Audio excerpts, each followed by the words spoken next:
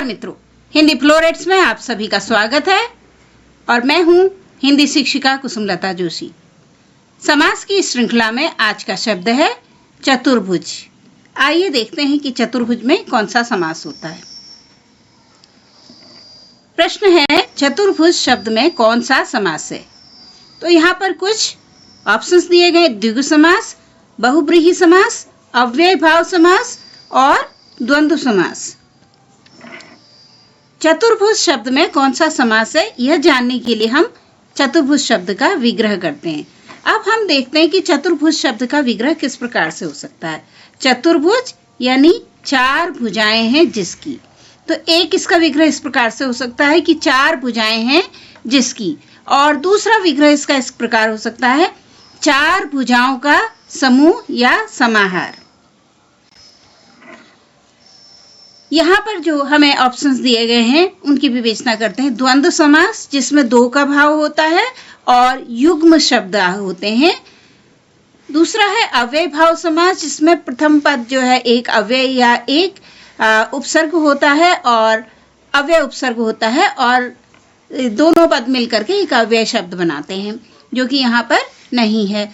और बहुव्रीहि समास में न प्रथम पद प्रमुख होता है और न दूसरा, और कोई अन्य पद ही प्रमुख होता है। और द्विगु समास में पहला पद एक अंक होता है या नंबर होता है।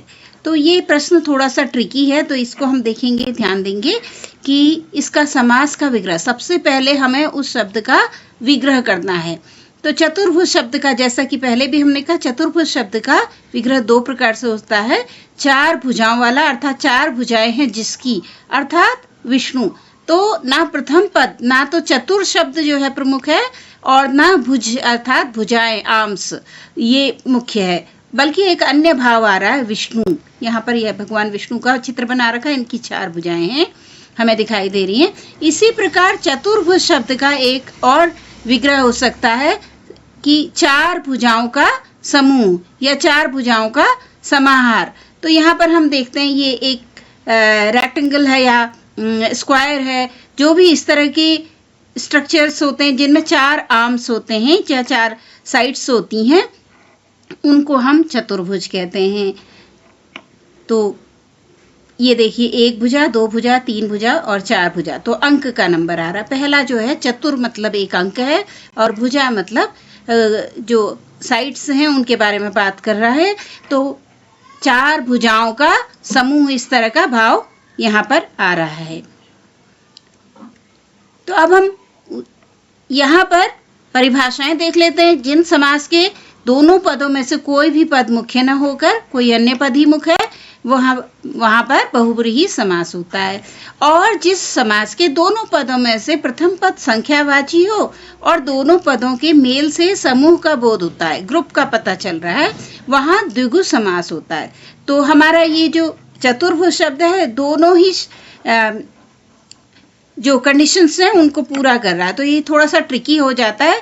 तो साधारणतः इस तरह के प्रश्नों में उनका विग्रह करके दिया जाता है और आपसे उम्मीद की जाती है कि आप उसके अनुसार समास का नाम ज्ञात करें। जैसे आपको दिया जाएगा कि चतुर्भुज चार भुजाओं का समूह, अर्थात अथवा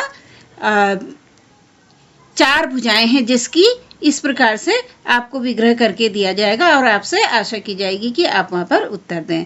अगर इस प्रकार का नहीं होता है और सिर्फ चतुर्भुज शब्द दिया जाता है, तो आप बेझिझक जो है वहाँ पर बहुव्रीहि समास मानिए, क्योंकि जब ऐसी कंडीशन होती है, बहुव्रीहि समास का राजा माना जाता है।